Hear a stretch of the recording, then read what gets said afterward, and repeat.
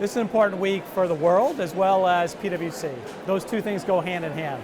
The reality is if we come back to our purpose in terms of building trust in society and actually helping solve for sustainable problems and the outcomes that we're looking for, there's no bigger problem right now than Climate Week and all the discussions that are ongoing. Second, we actually are a convener here. One of the things that we want to do is convene with the stakeholders to make sure we're making progress, bringing our points of view to the table, sharing our experiences. Number three, we got to listen.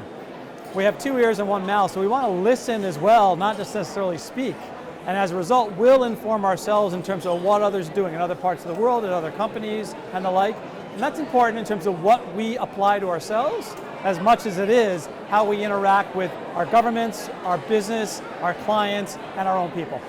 My point inside on the panel was there's a lot of fragmentation in this space. A lot of countries doing their own things, a lot of companies doing their own things, sectors that are doing their own things. And the reality is capital and ideas and innovation is out there.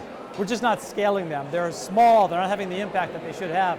This is a week to get people together to say, okay, why not use that rather than try to recreate the wheel? So this week, with PwC as a convener, is an important opportunity to maybe potentially drive that and get scalability.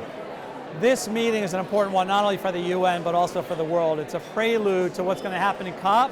That's a prelude to what's going to happen at the World Economic Forum and future G7 and G20 meetings. So the idea this week is actually get the hard issues on the table, get the alignment, and get the foundation solidified. So by the time we get to COP, looking for some political answers and agendas to be set, we actually have done all the pre-work and not waiting for that meeting itself. And then we can actually build on the momentum and drive the actions, because we can't do enough with just words. It's got to be actions equally as importantly. So the big thing for me that's motivating is you're seeing tremendous ideas at the local level.